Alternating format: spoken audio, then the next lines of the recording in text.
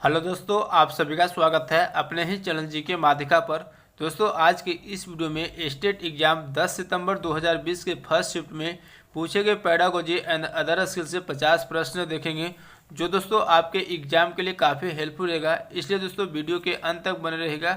अगर चैनल पर नए हैं तो चैनल को सब्सक्राइब जरूर कर लीजिएगा। तो चलिए आज का वीडियो शुरू करते हैं।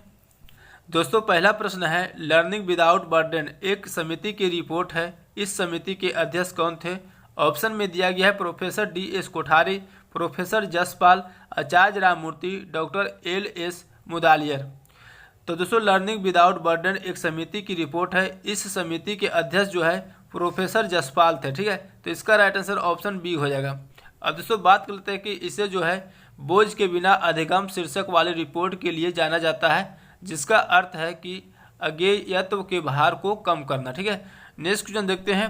क्वेश्चन है, भारत में किस राज्य में प्रवेश का सकल नामांकन अनुपात सर्वाधिक है? ऑप्शन में दिया गया है केरल, आंध्र प्रदेश, उत्तर प्रदेश, तमिलनाडु। तो दोस्तों इसका राइट आंसर ऑप्शन डी हो जाएगा, तमिलनाडु। ठीक है, अब दोस्तों GER का मतलब सकल नामांकन अनुपात है, जिसका उपयोग शिक्षा क्षेत्र में किया जाता है। ठीक है, नेक्स्ट क्वेश्चन देखते हैं। क्वेश्चन निम्नलिखित में से कौन सा कक्षा शिक्षण का आधारभूत प्रतिमान है? तो कौन सा जो है कक्षा शिक्षण का आधारभूत प्रतिमान है? ऑप्शन में दिया गया है अधिगम का प्रतिमान, निर्देशात्मक प्रतिमान, दोनों ए और बी, उपयुक्त में से कोई नहीं। तो दोस्तों इसका राइट आंसर ऑप्शन डी हो जाएगा, उपयुक्त में से कोई नहीं। अब दोस्तों बात कर लेते हैं कि कक्षा शिक्षण प्रतिमान की विशेषताएं कौन कौन से हैं। तो दोस्तों शिक्षण प्रतिमान शैक्षणिक व्यवस्था अथवा प्रत्यक्ष शिक्षण के लिए एक योजना या प्रारूप है। शिक्षण प्रतिमान शिक्षक एवं छात्रों के मध्य अंतःक्रिया को निर्धारित करते हैं। शिक्षण प्रतिमान शिक्षण के लिए पथ प्रदर्शक का कार्य करते हैं। इनसे शिक्षक एवं छात्र दोनों की वांछित अनुभव प्राप्त होते हैं। शिक्षण प्रतिमान शैक्षिक क्रियाओं एवं वातावरणीय परिस्थितियों के निर्माण की रूपरेखा प्रस्तुत करते हैं। ये छात्र के व्यवहार परिवर्तन में सहायता करते हैं। ठीक है, तो ये सभी दोस्तों कक्षा शिक्षण प्रतिमान की विशेषताएं हैं। ठीक है, तो सभी को ध्यान रखिएगा। नेक्स्ट क्वेश्चन देखते हैं। क्वेश्चन है, संज्ञानात्मक ज्ञान क्षेत्र में अधिगम का निम्नतम स्तर है। ऑप्शन में दिया गया है ज्ञान, संश्लेषण, विश्लेषण, समझ। तो दोस्तों संज्ञानात्मक ज्ञान क्षेत्र में अधिगम का निम्नतम स्तर जो है ज्ञान है। ठीक है, तो इसका राइट आंसर ऑप्शन ए हो जाएगा। अब दोस्तों बात कर लेते हैं कि संज्ञानात्मक क्षेत्र के जो है 6 स्तर होते हैं। कौन कौन से हैं? तो ज्ञान, बोध यानी समझ इसी को कहते हैं। ठीक है, प्रयोग, विश्लेषण, संश्लेषण, मूल्यांकन। ठीक है, नेक्स्ट क्वेश्चन देखते हैं। क्वेश्चन निम्न में से कौन सी विधि अभ्यास के लिए उपयुक्त है? तो कौन सी विधि जो है अभ्यास के लिए उपयुक्त है? ऑप्शन में दिया गया है आगमनात्मक विधि, निगमनात्मक विधि, ड्रिल विधि, विचार विमर्श विधि। तो दोस्तों इसका राइट आंसर ऑप्शन डी हो जाएगा, विचार विमर्श विधि जो है अभ्यास के लिए उपयुक्त है। ठीक है, नेक्स्ट क्वेश्चन देखते हैं। क्वेश्चन निम्न में से किस विषय के लिए पात्र अभिनय सबसे अधिक उपयोगी शिक्षण विधि प्रमाणित हो सकती है? तो दोस्तों किस विषय के लिए जो है पात्र अभिनय सबसे अधिक उपयोगी शिक्षण विधि प्रमाणित हो सकती है? ऑप्शन में दिया गया है इतिहास, विज्ञान, गणित, भाषा। तो दोस्तों इसका राइट आंसर ऑप्शन ए हो जाएगा, इतिहास। ठीक है, नेक्स्ट क्वेश्चन देखते हैं। क्वेश्चन समग्र शिक्षा अभियान 2018 संबंधित है। तो दोस्तों समग्र शिक्षा अभियान 2018 जो है किससे संबंधित है? ऑप्शन में दिया गया है विद्यालय शिक्षा, उच्च शिक्षा, समावेशी शिक्षा, व्यावसायिक शिक्षा। तो दोस्तों इसका राइट आंसर ऑप्शन ए हो जाएगा, विद्यालय शिक्षा। ठीक है, नेक्स्ट क्वेश्चन है, निम्नलिखित में से शिक्षक में सबसे वांछित कौशल कौन सा है? तो दोस्तों बताना कि निम्नलिखित में से जो है शिक्षक में सबसे वांछित कौशल जो है कौन सा है? ऑप्शन में दिया गया है शिक्षक द्वारा कहीं भी बात का छात्र की समझ में आना, निर्धारित पाठ्यक्रम पूरा करना, शिक्षण के समय छात्रों का मानसिक रूप से शिथिलीकृत रखना, कक्षा की गतिविधियों के बारे में उच्च अधिकारियों को सूचित करना। तो दोस्तों इसका राइट आंसर ऑप्शन सी हो जाएगा, शिक्षण के समय छात्रों का मानसिक रूप से शिथिलीकृत रहना। ठीक है, नेक्स्ट क्वेश्चन देखते हैं। क्वेश्चन है, एक शिक्षक व्यवहारिक रूप से समझाने के लिए किस विधि का प्रयोग करता है? तो दोस्तों बताना कि एक शिक्षक जो है व्यवहारिक रूप से समझाने के लिए किस विधि का प्रयोग करता है? ऑप्शन में दिया गया है व्याख्यान विधि, आविष्कार विधि, प्रदर्शन विधि, समस्या समाधान विधि। तो दोस्तों इसका राइट आंसर ऑप्शन ए हो जाएगा, व्याख्यान विधि। ठीक है, नेक्स्ट क्वेश्चन है, निम्न में से CIA किसका संक्षिप्त नाम है? तो CIA का संक्षिप्त नाम बताना है, किसका है? तो दोस्तों इसका राइट आंसर ए हो जाएगा, कंप्यूटर एनालाइज्ड इंस्ट्रक्शंस। ठीक है, नेक्स्ट क्वेश्चन देखते हैं। क्वेश्चन है दोस्तों, प्राथमिक बाल्यावस्था शिक्षा का उद्देश्य है। तो प्राथमिक बाल्यावस्था शिक्षा का क्या उद्देश्य है? ऑप्शन में दिया गया है 3R की शिक्षा देना, पोषक आहार देना, कुछ घंटे के लिए माता पिता को बच्चे संभालने से राहत देना, समाजीकरण और प्रत्यक्षीकरण क्षमता को बढ़ाकर बच्चे को विद्यालय के लिए तैयार करना। तो दोस्तों इसका राइट आंसर ऑप्शन डी हो जाएगा, समाजीकरण तथा प्रत्यक्षीकरण क्षमता को बढ़ाकर बच्चे को विद्यालय के लिए तैयार करना। ठीक है, नेक्स्ट क्वेश्चन देखते हैं। क्वेश्चन है दोस्तों, उत्पादक कार्य द्वारा शिक्षा के विचार पर बल दिया। तो दोस्तों किसने जो है उत्पादक कार्य द्वारा शिक्षा के विचार पर बल दिया? ऑप्शन में दिया गया स्वामी विवेकानंद ने, रविंद्रनाथ टैगोर ने, महात्मा गांधी ने, मारिया मोंटेसरी ने। तो दोस्तों इसका राइट आंसर ऑप्शन सी हो जाएगा, महात्मा गांधी ने। ठीक है, नेक्स्ट क्वेश्चन है दोस्तों, राष्ट्रीय शिक्षा दिवस निम्न में से किनके जन्म दिवस पर मनाया जाता है? तो राष्ट्रीय शिक्षा दिवस जो है किनके जन्म दिवस पर मनाया जाता है? ऑप्शन में दिया गया है डॉक्टर APJ अब्दुल कलाम, मौलाना अबुल कलाम आज़ाद, पंडित महामना मदन मोहन मालवीय, डॉक्टर सर्वपल्ली राधाकृष्णन। तो दोस्तों इसका राइट आंसर ऑप्शन बी हो जाएगा, मौलाना अबुल कलाम आज़ाद के जन्म दिवस पर जो है राष्ट्रीय शिक्षा दिवस मनाया जाता है। अब दोस्तों कब मनाया जाता है? तो प्रत्येक साल जो है 11 नवंबर को मनाया जाता है। ठीक है, 11 नवंबर को प्रत्येक साल मनाया जाता है। नेक्स्ट क्वेश्चन देखते हैं। क्वेश्चन है दोस्तों, LEAP का विस्तार है। तो दोस्तों इसका राइट आंसर ऑप्शन डी हो जाएगा, leadership education and assessment programme. ठीक है, नेक्स्ट क्वेश्चन देखते हैं। क्वेश्चन निम्नलिखित में से कौन सा शिक्षण के विभिन्न स्तरों का सही क्रम है? तो कौन सा जो है शिक्षण के विभिन्न स्तरों का सही क्रम है? ऑप्शन में दिया गया है स्मृति स्तर, बोध स्तर, चिंतनशील स्तर। बोध स्तर, स्मृति स्तर, चिंतनशील स्तर, चिंतनशील स्तर, बोध स्तर, स्मृति स्तर, स्मृति स्तर, चिंतनशील स्तर, बोध स्तर। तो कौन सा जो है शिक्षण के विभिन्न स्तरों का सही क्रम है? तो इसका राइट आंसर ऑप्शन ए हो जाएगा, स्मृति स्तर, बोध स्तर, चिंतनशील स्तर है। ठीक है, नेक्स्ट क्वेश्चन देखते हैं। क्वेश्चन है, अटल नवचार मिशन के तहत अटल टिंकरिंग लैब को निम्न में से किस स्तर पर नवाचार संस्कृति के लिए प्रस्तावित किया गया है? ऑप्शन में दिया गया है विद्यालय, महाविद्यालय, विश्वविद्यालय, डीम्ड विश्वविद्यालय। तो दोस्तों इसका राइट आंसर ऑप्शन ए हो जाएगा, विद्यालय। ठीक है, नेक्स्ट क्वेश्चन है दोस्तों, उम्मीदों का शिक्षा शास्त्र नामक पुस्तक के लेखक कौन है? तो उम्मीदों के शिक्षा शास्त्र नामक पुस्तक के लेखक कौन है? ऑप्शन में दिया गया है Karl Marx, Ivan Illich, Paulo Freire, John Dewey. तो दोस्तों इसका राइट आंसर ऑप्शन सी हो जाएगा, पाउलो फ्रेयर है। ठीक है, अब दोस्तों एक क्वेश्चन और यहाँ से पूछा जाता है कि उत्पीड़ितों के शिक्षा शास्त्र के लेखक कौन है? तो उत्पीड़ितों के शिक्षा शास्त्र के लेखक पूछेगा तो दोस्तों ये भी जो है पाउलो फ्रेयर है। ठीक है, नेक्स्ट क्वेश्चन देखते हैं। क्वेश्चन निम्नलिखित में से कौन सा शिक्षण अधिगम प्रक्रिया में स्वतंत्र चर है? ऑप्शन में दिया गया है शिक्षक, शिक्षार्थी, संस्थान, माता पिता। तो दोस्तों इसका राइट आंसर ऑप्शन कौन सा हो जाएगा? ए हो जाएगा। ठीक है, ए हो जाएगा, शिक्षक जो है शिक्षण अधिगम प्रक्रिया में स्वतंत्र चर है। नेक्स्ट क्वेश्चन देखते हैं। क्वेश्चन निम्न में से अनुमानी या ह्यूरिस्टिक दृष्टिकोण किस पर आधारित होता है? ऑप्शन में दिया गया कंठस्थ करना, गृह कार्य, जिज्ञासु होने की भावना से प्रेरित होना, उपयुक्त में से कोई नहीं। तो दोस्तों इसका राइट आंसर ऑप्शन सी हो जाएगा, जिज्ञासु होने की भावना से प्रेरित होना। ठीक है, नेक्स्ट क्वेश्चन देखते हैं। क्वेश्चन दोस्तों, शिक्षक शिक्षण सहायक सामग्री का उपयोग किस लिए करते हैं? ऑप्शन में दिया गया शिक्षण को मनोरंजन बनाने के लिए, छात्रों को ग्रहण शक्ति को बढ़ाने के लिए, छात्रों को ध्यान आकर्षित करने के लिए, छात्रों के शिष्ट बनाने के लिए। तो दोस्तों इसका राइट आंसर ऑप्शन बी हो जाएगा, छात्रों को ग्रहण शक्ति को बढ़ाने के लिए। ठीक है, नेक्स्ट क्वेश्चन देखते हैं। क्वेश्चन है समावेशी शिक्षा का संबंध है। तो दोस्तों समावेशी शिक्षा का संबंध किससे है? ऑप्शन में दिया गया सभी बच्चों के लिए शिक्षा के नियम बनाना, विविधताओं का सम्मान और सराहना करना, सभी के लिए शिक्षा में गुणवत्ता लाना, उपयुक्त में से सभी। तो दोस्तों समावेशी शिक्षा का संबंध जो है किससे है, तो सभी बच्चों के लिए शिक्षा के नियम बनाना। ठीक है, तो इसका राइट आंसर ऑप्शन ए हो जाएगा। नेक्स्ट क्वेश्चन देखते हैं। क्वेश्चन दोस्तों, निम्नलिखित में से कौन सी विधि प्रत्येक शिक्षक द्वारा प्रयोग करनी चाहिए। तो कौन सी विधि जो है प्रत्येक शिक्षक द्वारा प्रयोग करनी चाहिए। ऑप्शन में दिया गया है विश्लेषणात्मक, संश्लेषणात्मक, संश्लेषणात्मक, विश्लेषणात्मक, केवल विश्लेषणात्मक, केवल संश्लेषणात्मक।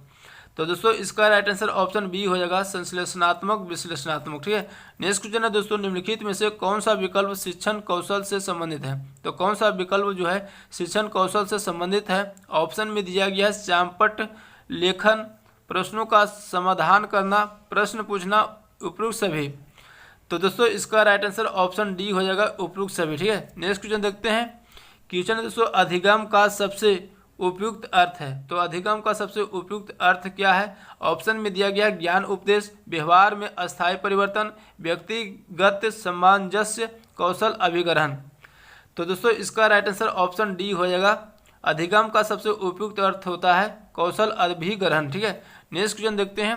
क्वेश्चन, समस्यात्मक बालक सामान्यतः वे होते हैं जो।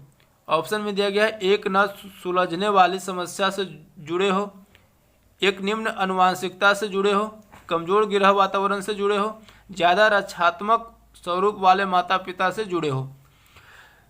तो दोस्तों समस्यात्मक बालक सामान्यतः वे होते हैं जो एक न सुलझने वाली समस्या से जुड़े हो। ठीक है, तो इसका राइट आंसर ए हो जाएगा। नेक्स्ट क्वेश्चन देखते हैं। क्वेश्चन दोस्तों, निम्न में से अधिगम प्रक्रिया में व्यक्तिक मतभेद को कम से कम महत्व दिया जाता है। तो दोस्तों निम्न में से बताना कि अधिगम प्रक्रिया में व्यक्तिक मतभेद को जो है कम से कम महत्व दिया जाता है। ऑप्शन में दिया गया है कि प्रकृतिवाद, अर्थार्थवाद, आदर्शवाद, व्यवहारवाद। तो दोस्तों इसका राइट आंसर ऑप्शन बी हो जाएगा, अर्थार्थवाद। ठीक है, नेक्स्ट क्वेश्चन देखते हैं। क्वेश्चन दोस्तों 28 से 30 तक दिया गया कि निम्नलिखित 3 प्रश्नों में लुप्त संख्या का पता लगाएं। अब लुप्त संख्या का पता लगाना। ठीक है, तो दोस्तों यहाँ पर दिया गया है 4, 16, 8, 64 के बाद खाली स्थान है, यहीं पर बताना है। ठीक है, उसके बाद 256 है। तो यहाँ पर दोस्तों 4 का स्क्वायर अगर करते हैं, 4 का स्क्वायर करते हैं तो 16 आता है। 8 का स्क्वायर करेंगे, 8 का स्क्वायर करेंगे तो 64 आता है। ठीक है, तो यहाँ पर दोस्तों 256 किसका स्क्वायर है, तो 16 का स्क्वायर जो है 256 होता है। तो इसका राइट आंसर ए हो जाएगा 216। ठीक है, नेक्स्ट क्वेश्चन है दोस्तों 2, 7, 17, 32, 52, 77, 77 के बाद क्या आएगा बताना। ठीक है, तो यहाँ पर दोस्तों कैसे किया गया है, तो अगर 2 और 7 में देखते हैं तो +5 जोड़ते हैं तो 7 होता है। ठीक है, 7 और 17 में देखते हैं तो +10 जोड़ने पर 17 आता है। अब यहाँ पर दोस्तों 17 और 32 में देखते हैं तो 15 जोड़ने पर कितना आता है, 32 आता है। इसी प्रकार 20 जोड़ने पर 52 आएगा, 25 जोड़ने पर कितना आएगा, 52, 25, 77, और 30 जोड़ेंगे 77 में तो हो जाएगा दोस्तों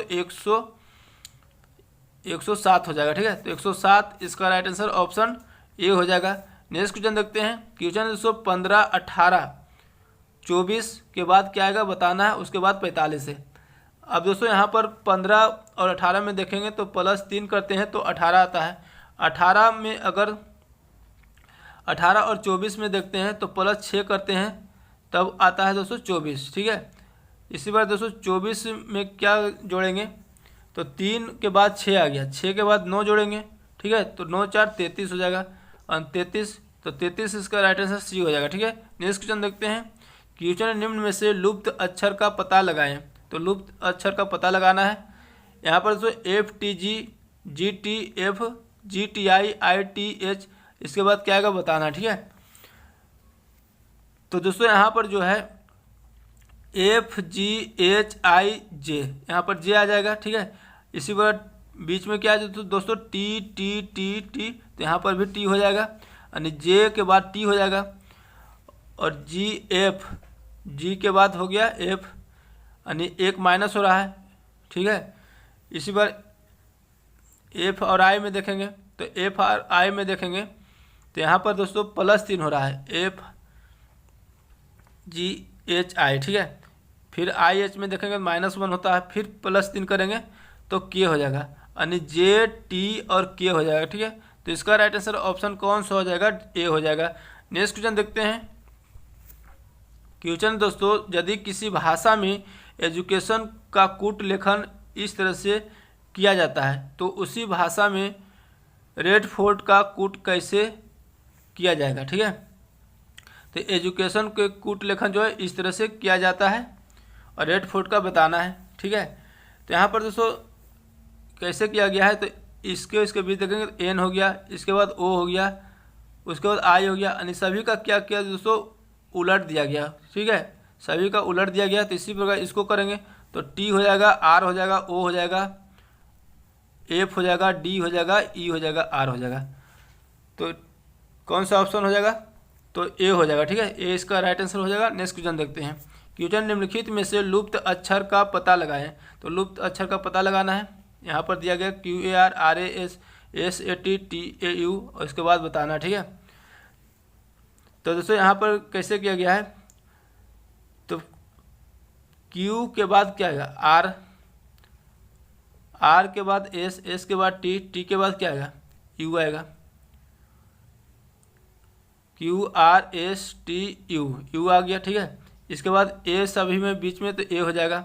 उसके बाद दोस्तों यहाँ पर RSTU भी, तो UA भी हो जाएगा, UA भी ऑप्शन ए में दिया गया, ए हो जाएगा। ठीक है, नेक्स्ट क्वेश्चन देखते हैं।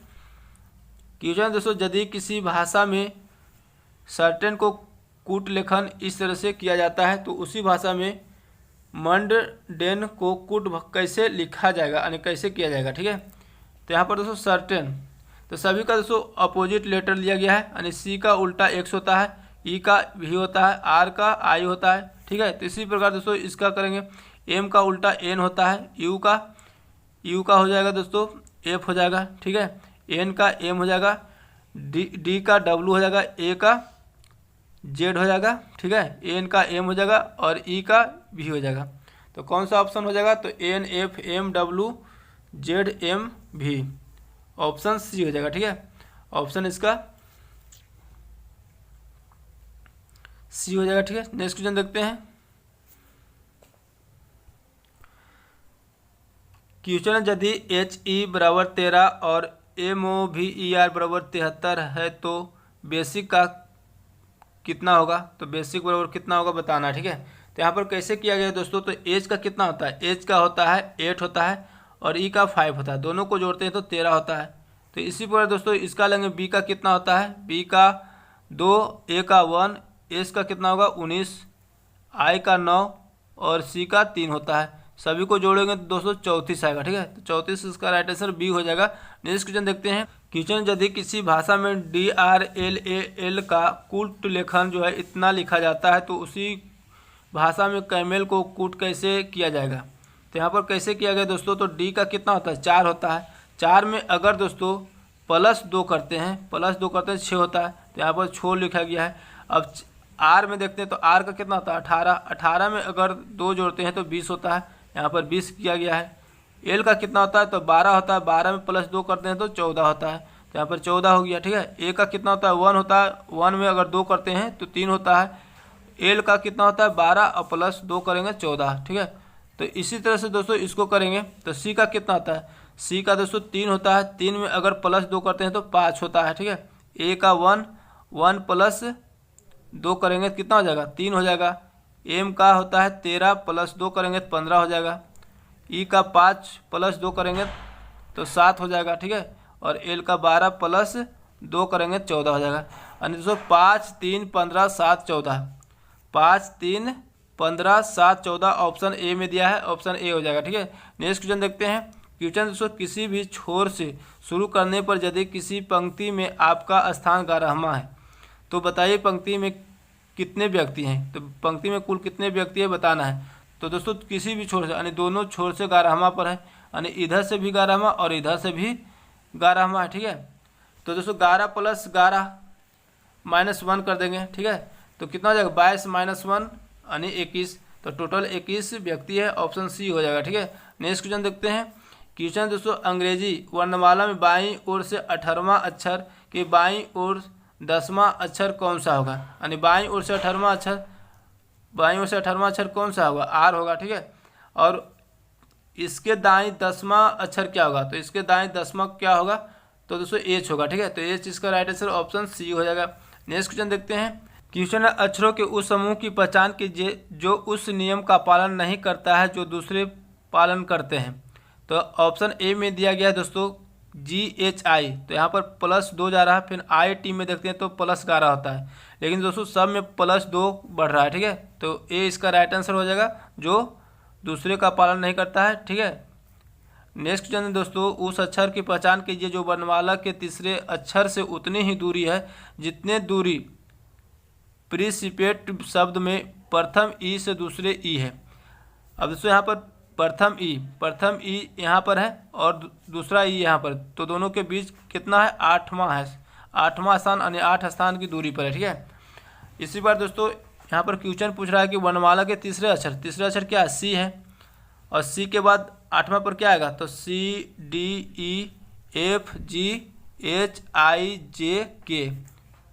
1 2 3 4 5 6 7 8। ठीक है, तो कौन सा हो जाएगा, के हो जाएगा इसका right answer option B. Next question देखते हैं। क्वेश्चन है शिक्षक की अभिवृत्ति जिसका उसके शिक्षण पर प्रभाव पड़ता है किसका संबंध है। ऑप्शन में दिया गया भावात्मक क्षेत्र से, ज्ञानात्मक क्षेत्र से, सहजात्मक क्षेत्र से, मन चालक क्षेत्र से। तो दोस्तों इसका राइट आंसर ऑप्शन सी हो जाएगा, सहजात्मक क्षेत्र से। ठीक है, नेक्स्ट क्वेश्चन है दोस्तों, शिक्षा मनुष्य से पहले से विद्वान पूर्णतः का अरबी भाव है किसके द्वारा कहा गया है। ऑप्शन में दिया गया है महात्मा गांधी, रविंद्रनाथ टैगोर, स्वामी विवेकानंद, श्री अरविंदो।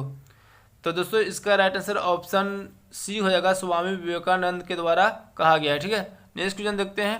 क्वेश्चन है एक महिला की ओर इंगित करते हुए एक आदमी ने कहा कि उसके एकमात्र भाई का पुत्र मेरी पत्नी का भाई है, तो वह महिला उस आदमी का क्या लगती है, यानी उस आदमी का महिला क्या लगेगी बताना। ठीक है, तो दोस्तों इसका राइट आंसर ऑप्शन डी हो जाएगा, ससुर की बहन। ठीक है, नेक्स्ट क्वेश्चन देखते हैं। क्वेश्चन है अनिल की उम्र सुनीता की उम्र से दुगनी है। 3 वर्ष पहले उसकी उम्र सुनीता की उम्र से 3 गुनी थी। अनिल की वर्तमान उम्र क्या है। तो दोस्तों अनिल की वर्तमान उम्र निकालना है। ठीक है, तो दोस्तों यहाँ पर मान लेंगे सुनीता का उम्र क्या मान लेंगे, सुनीता की उम्र मान लेंगे x, सुनीता का उम्र मान लेंगे x। तो अनिल का उम्र कितना हो जाएगा, तो अनिल का उम्र हो जाएगा 2x हो जाएगा। ठीक है, 2x हो जाएगा। अब यहाँ पर दोस्तों 3 वर्ष पहले बोला, तो 3 वर्ष पहले घटा देंगे 3 साल दोनों में, 2x - 3 हो जाएगा। अब यहाँ पर दोस्तों बोला कि 3 वर्ष पहले उसकी उम्र सुनीता की उम्र से तिगुनी है, सुनीता की उम्र से तिगुनी है, तो सुनीता में 3 गुना कर देंगे। ठीक है, अब इसको सोल्व करेंगे तो 3x - 9 बराबर हो जाएगा 2x - 3। अब दोस्तों 2x इधर जाके घट जाएगा 3x में, तो x बच जाएगा, और -9 उधर जाएगा तो दोस्तों -3 इधर है, और माइनस इधर जाके प्लस में हो जाएगा, तो +6 हो जाएगा। ठीक है, तो x बराबर कितना आ गया, 6 आ गया। अनिल की वर्तमान उम्र निकालना है, तो अनिल का यहाँ पर है दोस्तों 2x, यानी 2 × 6 करेंगे तो 12 हो जाएगा, तो 12 वर्ष इसका राइट आंसर ऑप्शन सी हो जाएगा। ठीक है, नेक्स्ट क्वेश्चन देखते हैं। क्वेश्चन दोस्तों, यदि कोई विक्रेता एक वस्तु पर उसके क्रय मूल्य पर 20% अधिक अंकित मूल्य करता है, कुछ छूट देने के बाद उसे 8% शुद्ध लाभ प्राप्त होता है, तो उसने वस्तु पर कितने प्रतिशत छूट दिया। तो दोस्तों वस्तु पर जो है कितने प्रतिशत छूट दिया, तो 1% छूट दिया। ठीक है, मान लेंगे 1%। ठीक है, अब यहाँ पर बोल रहा है दोस्तों क्रय मूल्य पर 20% अधिक मूल्य अंकित करता है, तो कुछ छूट देने के बाद जो है 8% शुद्ध लाभ होता है। ठीक है, तो यहाँ पर दोस्तों क्या करेंगे, 20% अधिक हो रहा है तो 20 लेंगे, फिर माइनस करेंगे, प्रतिशत छूट दिया जा रहा है तो माइनस करेंगे x, फिर प्लस माइनस होता है 20x/100 हो जाएगा, और बराबर कितना बाद में शुद्ध लाभ हो रहा है तो 8% कर देंगे। ठीक है, अब इसी को सोल्व करेंगे दोस्तों, तो 20/25 कट गया यानी x/5 आ गया। अब 20 इधर आकर 8 घट जाएगा 20 में, तो दोस्तों कितना हो जाएगा 12। अब ये -x उधर जाएगा तो माइनस प्लस हो जाएगा, और ये -x/5 भी जाकर उधर प्लस में हो जाएगा x/5। ठीक है, अब इसको 6x/5 हो जाएगा। ठीक है, अब 6x/5 यानी 12 बराबर हो जाएगा 6x/5, 6 दूनी 12 कट गया, x बराबर क्या आएगा 5 × 2 10 हो जाएगा, यानी 10% की छूट हो रही है। ठीक है, तो इसका राइट आंसर ऑप्शन सी हो जाएगा। नेक्स्ट क्वेश्चन देखते हैं। क्वेश्चन, यदि आमों के मूल्य में 25% कमी होने के बाद में जो है 60 रुपये में 4 आम अधिक क्रय कर सकती है, तो एक आम का घटा हुआ मूल्य क्या होगा। तो एक आम का घटा हुआ मूल्य निकालना है। ठीक है, तो यहाँ पर दोस्तों कैसे बनाएंगे, तो मान लेंगे कि आम का वास्तविक मूल्य क्या है, x है। वास्तविक मूल्य मान लेंगे, आम का वास्तविक मूल्य मान लेंगे x। ठीक है, आम का वास्तविक मूल्य मान लेंगे एक। आम का घटा हुआ मूल्य कितना हो जाएगा, तो आम का घटा हुआ मूल्य हो जाएगा, घटा हुआ मूल्य हो जाएगा कितना, तो x माइनस एक्स का 25% यानी 25/100। तो इसको सोल्व करेंगे तो 0.75x आ जाएगा। ठीक है, अब यहाँ पर दोस्तों कह रहा है कि 60 रुपये में जो है 4 आम अधिक क्रय कर सकता है, अधिक क्रय कर सकता है, यानी डिफरेंस की बात किया जा रहा है। तो यहाँ पर दोस्तों 60 रुपया में कितना आया है घटा हुआ, तो 0.75x आया है। माइनस करेंगे 60 बटा वास्तविक मूल्य कितना x, दोनों का डिफरेंस कितना 4 आम का है। इसी को सोल्व करेंगे दोस्तों तो x का वैल्यू निकल कर आ जाएगा कितना, 5 आ जाएगा। ठीक है, तो 5 आ जाएगा। अब दोस्तों 5 निकालना है क्या दोस्तों, तो घटा हुआ मूल्य निकालना है। तो घटा हुआ मूल्य कितना है, 0.75x है। तो इसमें क्या करेंगे, 5 गुना कर देंगे। 0.75 में 5 से गुना करेंगे, तो गुना करने पर 3.75 आ जाएगा। तो 3.75 ऑप्शन सी हो जाएगा। ठीक है, नेक्स्ट क्वेश्चन देखते हैं। क्वेश्चन है, एक व्यक्ति 48 किलोमीटर की यात्रा 2 घंटे में पूरी करता है। 250 किलोमीटर की दूरी तय करने में उसे कुल कितना समय लगेगा। ठीक है, तो यहाँ पर दोस्तों 48 किलोमीटर की यात्रा जो है 2 घंटे में पूरी करता है। तो दूरी मालूम है, समय मालूम है, तो स्पीड निकल कर आ जाएगा यानी चाल। ठीक है, चाल बराबर क्या होता है, दूरी बटा समय। 48 दूरी है, समय 2 है, 24 दूनी 48 यानी 24 किलोमीटर पर आवर जो है चाल निकल कर आ गया। ठीक है, अब यहाँ पर दोस्तों 250 किलोमीटर की दूरी तय करने में कितना समय लगेगा निकालना है। ठीक है, तो समय बराबर क्या होता है, दूरी बटा चाल होता है। दूरी कितना है 250 है, चाल कितना है 24 है। ठीक है, तो इसी को सोल्व करेंगे दोस्तों तो 10 बटा 24 आ जाएगा। काटेंगे दोस्तों तो 5 दूनी 10, 12 दूनी 24 यानी 10.5 बटा 12। अगर 5 बटा 12 को इसको हम मिनट को यदि घंटा में चेंज करते हैं तो 60 से गुना करेंगे तो 12 25 60 यानी 10 घंटा जो है 25 मिनट आ गया, यानी लगभग 10.5 घंटा। ठीक है, तो 10.5 घंटा लगभग हो जाएगा, ऑप्शन सी। नेक्स्ट क्वेश्चन देखते हैं। क्वेश्चन, एक व्यक्ति अपनी यात्रा आधा भाग जो है ट्रेन से तय करता है, 1/3 बस से और बचे हुए 5 किलोमीटर ऑटो से। तो उसकी कुल यात्रा थी, तो उसकी कुल यात्रा कितनी थी बताना है। ठीक है, तो कुल यात्रा मान लेंगे 1 किलोमीटर। ठीक है, 1 किलोमीटर जो है कुल यात्रा थी। अब दोस्तों आधा जो है भाग ट्रेन से तय करता है, तो ट्रेन से आधा भाग, ट्रेन से जो है आधा भाग यानी 1/2। बस से कितना है, तो दोस्तों बस से यात्रा करते हैं 1/3 यानी 1/3। ठीक है, तो क्या करेंगे दोस्तों, और बचे हुए जो 5 किलोमीटर ऑटो से जाता है, तो दोनों को क्या करेंगे जोड़ देंगे और टोटल में घटा देंगे। तो x माइनस ये दोनों को जोड़ेंगे, 1/2 प्लस 1/3 बराबर करेंगे कितना 5 किलोमीटर।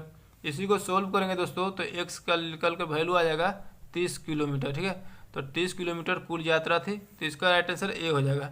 नेक्स्ट क्वेश्चन देखते हैं। क्वेश्चन है, यदि 2 संख्याएं 3:5 के अनुपात में हैं, यदि 9 को उन संख्याओं में से घटा दिया जाए तो अनुपात 12:23 होगा, तो संख्याएं क्या होगा। ठीक है, तो दोस्तों संख्याएं निकालना है। यहाँ पर 2 संख्याओं का अनुपात दिया गया है 3:5। ठीक है, तो 3:5 यानी 3x बटा 5x करेंगे, दोनों में 9 घटा दिया जा रहा है और उसके बाद अनुपात कितना होता है 12/23। ठीक है, अब इसी को सोल्व करेंगे दोस्तों तो x का वैल्यू निकल कर आएगा 11। ठीक है, अब 11 तो संख्याएं निकालना है, तो 11 को 3 में गुना करेंगे, 11 33 हो जाएगा, 1 55 हो जाएगा। तो 33 और 55 ऑप्शन सी हो जाएगा। ठीक है, नेक्स्ट क्वेश्चन देखते हैं। क्वेश्चन है, पिता और उसके पुत्र की आयु का मध्यमान 27 वर्ष है। 18 वर्ष बाद पिता की आयु पुत्र की आयु से दुगना होगा, तो उनकी वर्तमान आयु क्या होगा।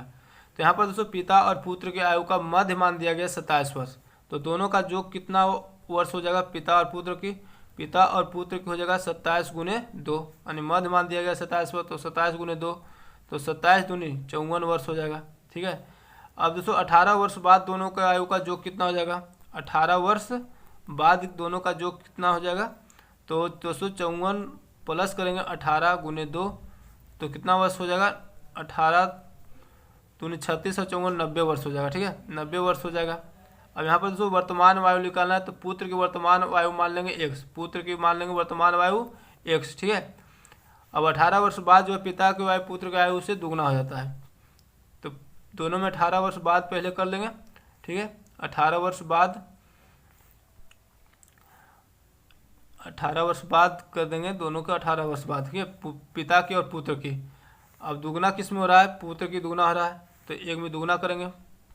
ठीक है, इसको दुगना करेंगे, दोनों का योग कितना आया, 90 आया, यानी x प्लस 18 और प्लस 2x प्लस 36 बराबर 90 हो गया।